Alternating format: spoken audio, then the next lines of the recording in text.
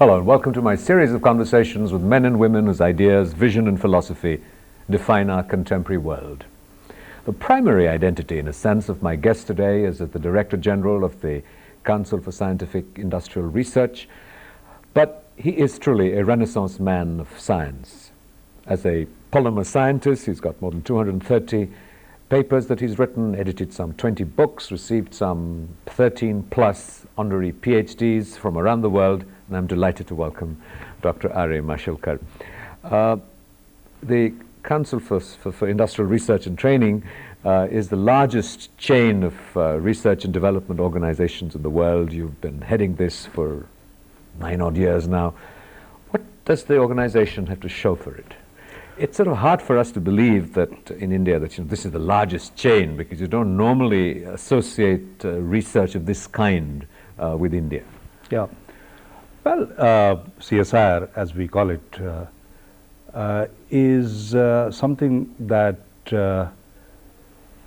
has been contributing to lots of goods, may I say. At the Council of Scientific Industrial Research, because we are in industrial research, we contribute to creating private good, obviously. Industrial production. For example, last year the turnover based on our processes and products was close to 5,400 crore. It does public good too, in terms of generating new knowledge, scientific research. Every 1 out of 7 scientific research papers that is published from within India is from CSIR, for example. We contribute to strategic goods. For example, one sees light combat aircraft, but very few people know that 40% of the components were designed, developed and fabricated by National Aerospace Laboratory, or it will not fly without wings, and those carbon-carbon composite wings were done by us. And also it contributes to social good, so as to say, job creation. Just a recent example, in menthol mint, China used to be number 1, we used to be number 2, now we have displaced them to number 2 position. How? One of my laboratories, Central Institute of Medicine Aromatic Plants, they developed these varieties called Himalaya, Koshi, Sambhav, and thousands of hectares are under cultivation, with early maturing, 25% more oil yielding and so on and so forth. And 4 crore man days of jobs have been created as a result of that. And most importantly, 70% of the menthol mint is produced here. So therefore, if you look at private good, public good, strategic good, and social good, there is a lot that CSIR has done over the years. What do you think is the secret of its success then? And this is obviously sort of not a story widely in the public domain. It's something that specialists and people working in the business of the trade are aware of. Exceptional success, isn't it? What is the secret, apart from sort of, you've been credited with all kinds of applause for having built, restructured, revitalized the CSIR. You've been credited with building these connections with business, of being able to sort of, work with the unions after sort of, dealing with them somewhat firmly. A whole range of techniques and processes. It's something that we in India seem to be struggling with to make public institutions work.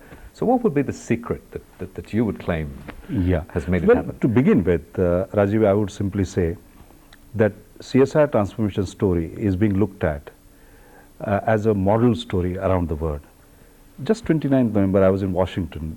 The World Bank president had invited 4 of us to talk about what World Bank should be doing in terms of science and technology, innovation and so on. And the issue of public institution transformation came up. And they told me that they look at CSIR as a model. In fact, he wanted me to join a meeting with Putin on 4th of February, so that Russian institutions could sort of make it.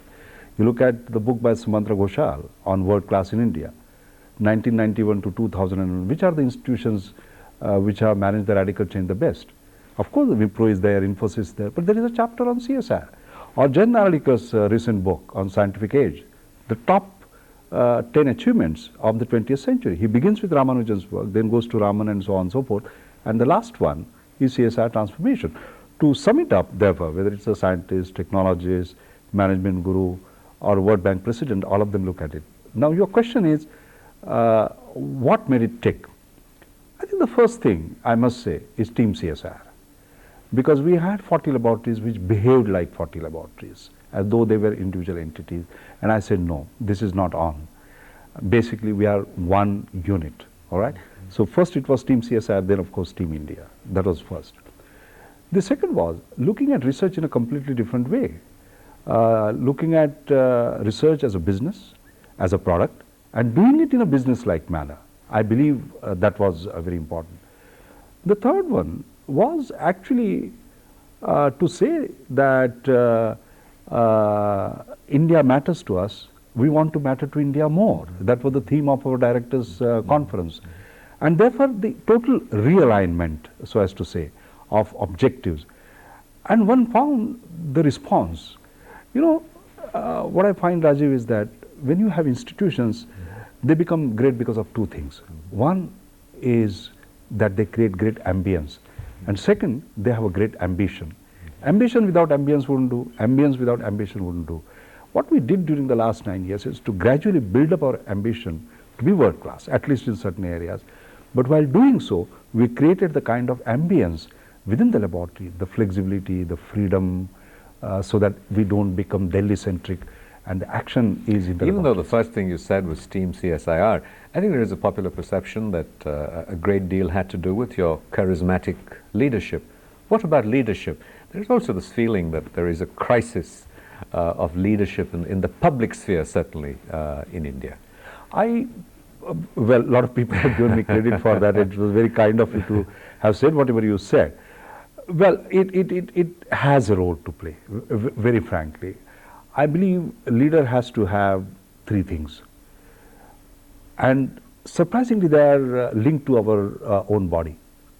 One is innovation. It comes from here. The second is compassion. Compassion comes from the heart. And third is passion. Innovation, compassion, and passion. Now, what is innovation? What is a good definition of an innovator? Innovator is one who does not know that it cannot be done. When I set targets, for example, people say, no, it cannot be done. I say, no, we will do it. And therefore, you find a huge difference. In 1995, we had just 5 to 6 US patents. This year, we have close to 200 US patents granted to us. Those stiff targets, which are said, actually could be met. Innovator is also one who sees what everybody else sees, but thinks of what nobody else thinks. We were able to visualize the new opportunities that will arise as India becomes a global research, design and development platform and position CSR suitably. You know, when multinational was a bad word, we became partners with multinationals, because when we held hands with the best in the world, we had to run at their pace. And the other thing was compassion. People. At the end of the day, we are talking about people and doing it with passion. And that passion has to be not just the Director General of CSIR, not just the director, but every single individual. I believe these were the three things that we tried to push very hard. You're watching a conversation with Dr. R.A. Mashelkar. We'll be right back after a short break. Don't go away. Welcome back to a continuing conversation with Dr. Mashelkar. You briefly mentioned the whole notion of knowledge as the driving force, and it's something that you have been writing and speaking about extensively, how that we are becoming a knowledge-driven economy, a knowledge-driven world, a knowledge-driven society, and the great hope for India is that if we can consolidate and build on this notion of knowledge and the multiplier effect of knowledge and the catalyst of knowledge. But at the same time, it seems that with the very narrow pyramid of knowledge in India, certainly in terms of our educational institutions, our structures and processes, that the knowledge is really an exclusive preserve of the elite. You know, we often talk about the traditional wisdom and the traditional knowledge and at the base of the pyramid, but that isn't really something that is able to manifest and apply itself. So on what basis do you base this great optimism for India's future on driven by knowledge? Well, I think first of all, you are dead right when you say, when you talk about the pyramid. Yes, it is true. 50% children go to school, 30% of them go up to 10th standard, 40% pass. So we are talking about 6% of eligible children who should go beyond 10th standard actually going beyond 10th standard. That is not on. And therefore, we must widen that particular base. There is absolutely no question about that. However, one has to realize that when we talk about, for example, India as IT software superpower and whatever, what are we talking about? We are talking about 600,000 software professionals. But the issue is that 600,000 software professionals, which is 0.06% of Indian population, generated 20% of our export last year. But people like M.S. Swaminathan have said that much of this sort of is an illusion because they're really techno coolies, I think is the phrase that's been used. I don't worry about that. I wouldn't worry about that. What is happening is that you begin that entire process by creating a name for yourself, a brand for yourself, and gradually you go on value addition, and that is happening as a matter of fact.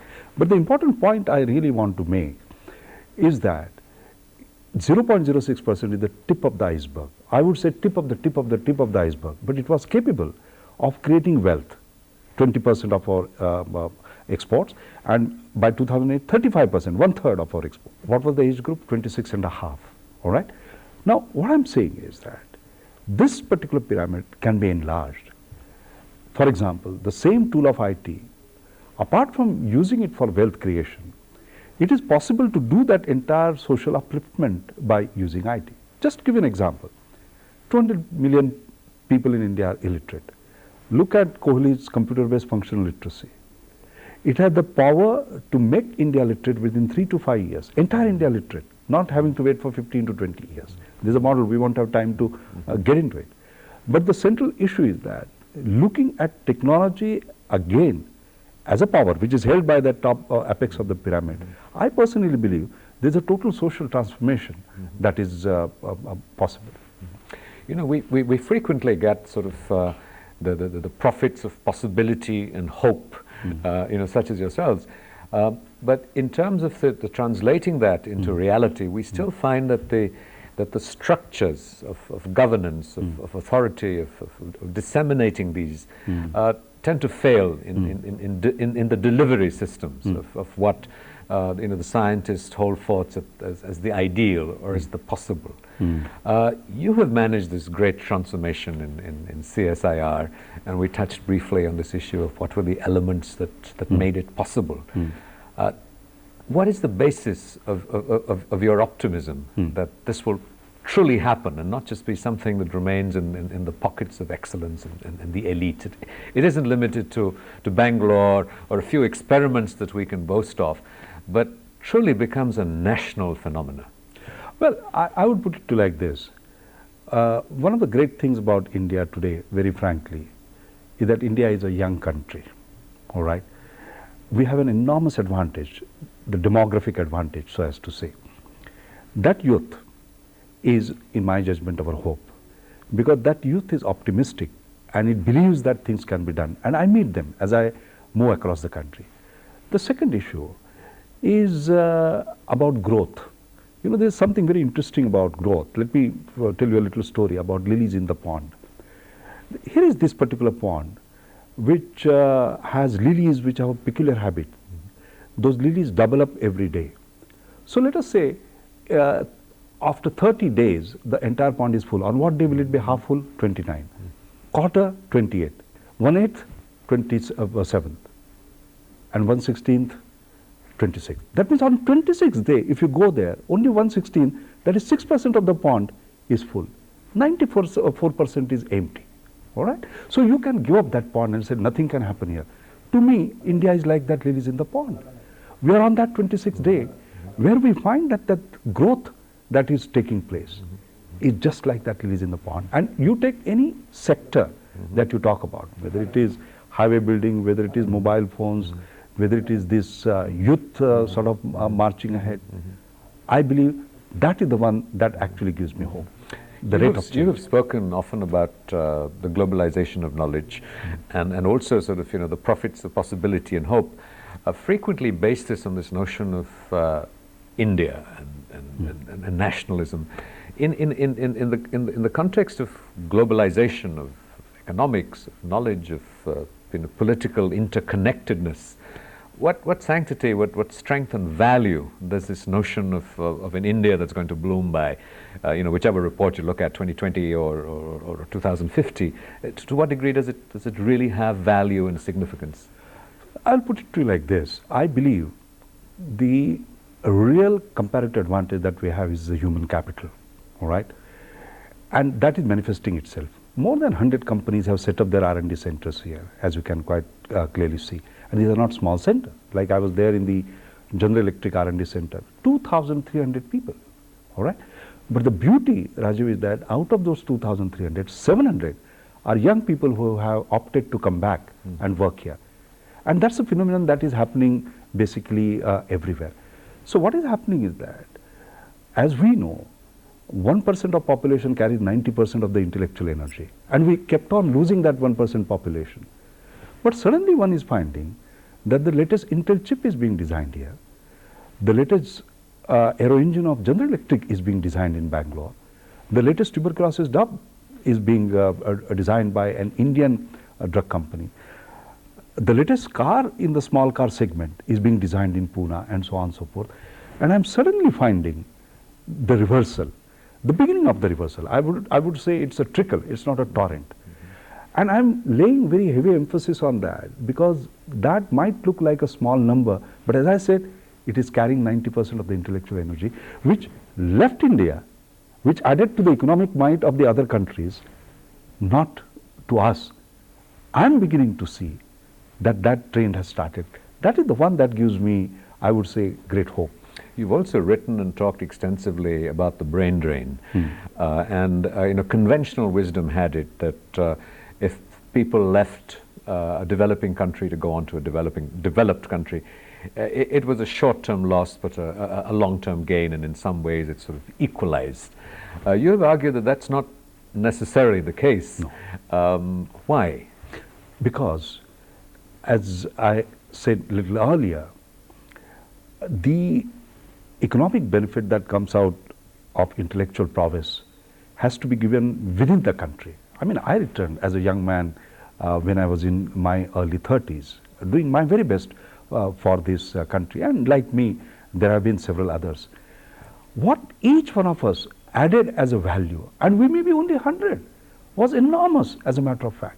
And that has to be done within the country. It is not the remittances of dollars by being outside and earning there and creating an economic strain there that matters for the country. It is not remittances. It is being here and doing things. What are the elements? I mean, what brought you back, more than sort of 2-3 decades ago, is very different now. And you've talked about the sort of the psychic value that people feel they get in a more positive, productive, supportive working environment, as the United States, which is the greatest draw. So what is it that motivates people like you that many years ago to come back, and the 700 people that you have mentioned who have come back to work in India? What is the driving force? It has become a cliche when people say that you can take an Indian out of India, but not India out of an Indian. But I believe in that, honestly, all right? And this comes up in many ways when people listen to Indian music, this, that and the other, even when they are there. Their hearts are there. All that we need to do is to provide opportunities for them here. It's almost like, I'll put it to you like this. I was interviewing once as a chairman of the National Innovation Foundation, a young man. And I found that he said that he's an expert in branding. So I said, come on, I want to brand my India. Now, he was puzzled because he had branded a Limca and a soap and something, a refrigerator, but never a country. So I said, I'll give you, let's say, an idea. US brands itself as a land of opportunity. Pat came his answer. He says, India, I will brand it as a land of ideas. Now, Rajiv, here is the good news and the bad news. The good news is that we are a land of ideas. The bad news is that US is the land of opportunity. Can we create opportunities for these people? All right? That's the issue. And that is why I said that with these opportunities coming up, whether it's a chip design, aero engine design, new drug design, car design, other things, which did not happen in the pre-liberalized era, in the era where there was no competition, so people survived without innovation. That era had changed. And that, I believe, is going to be the greatest driving force. You're watching a conversation with Dr. R.A. Mashelkar. We'll be right back after a short break. Don't go away. Welcome back to a continuing conversation with Dr. R.A. Mashelkar, science engineer and a philosophy of science and engineering in many ways. You talked about this quality of being Indian, of the Indian in the Indian. What does that mean for you? What is Indian about you, and particularly in the context of someone who's a scientist, which is seen to be very sort of impersonal and empirical, this human quality of being Indian? Well, I believe there are values, for example. I mean, if you go back, it is not just 10,000 years of history, it's that culture, that heritage. It's for example, when we say Vasudhaiva Kutumbakam, I believe it is one of the greatest values. People started talking about global village, etc. now, but we talked about it several years ago. I remember people give me a lot of credit for fighting the turmeric battle. I'll just tell you what that value is, for example. People ask me, why did you fight the turmeric battle? The wound healing properties of turmeric, they were patented by US. And I fought that, and that became a new paradigm, as a matter of fact, on traditional knowledge. There is a little story. You know how it happened? My mother, for example, has been responsible for it in some way. We were sitting on a hot summer outside my home in our garden, and suddenly a bird came and fell. Its wing was broken, and I remember my mother running and actually bringing a little turmeric powder and making a paste and applying it. But you know, Rajiv, the beauty of that was that for a moment she did not actually feel that what is applicable to a human being, what works for a human being, will it work for a bird or not? All right? To me, that was a deep message, basically. You see, I believe that is sort of India about. And what the whole world needs today, honestly speaking, is Indian way of life, Indian way of thinking. All these conflicts that we talk about, the 9/11s, this, that, and the other, etc. You can have all the technology in the world, to protect yourself from terrorism. But if you don't change this, if you don't change these values, if you don't have this Vasudhaiva Kutumbakam, let's say, principle embedded in you, nothing is going to happen. What happens when you look at many of these traditions that we often hark back to, that have been held up, philosophical? We talk about how our sciences had already spoken about many of the principles that modern science is discovering and talking about today.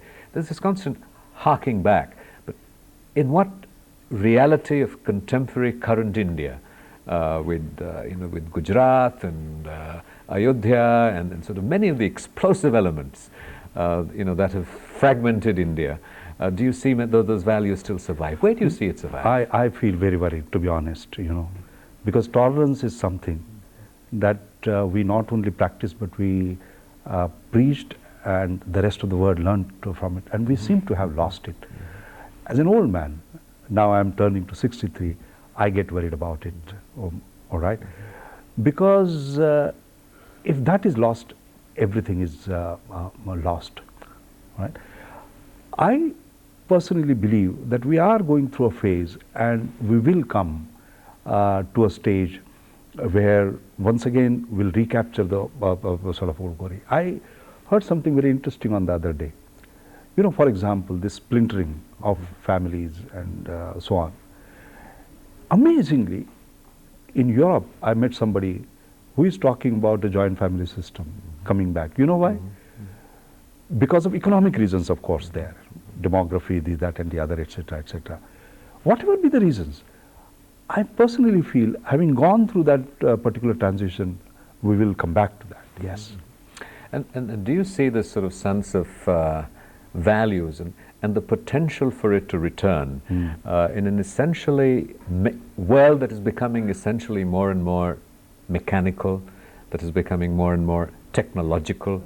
In your own work and striving, how do you seek to reconcile this notion of values? Does it really have a place? I believe so. In fact, if you lose value, you lose everything. And that is why I often said, if I go back to my schooling and so on and so forth, etc., our foundation was based on values, basically, whether it was within the family, within the school, within the society, and so on and so forth. I have tried to argue out that that must be the same in institutions like CSIR.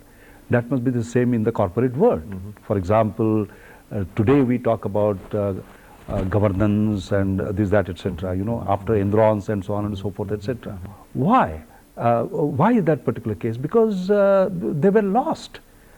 Because values were lost. So whether it is the corporate world, the society, the nation, the values must be imbibed.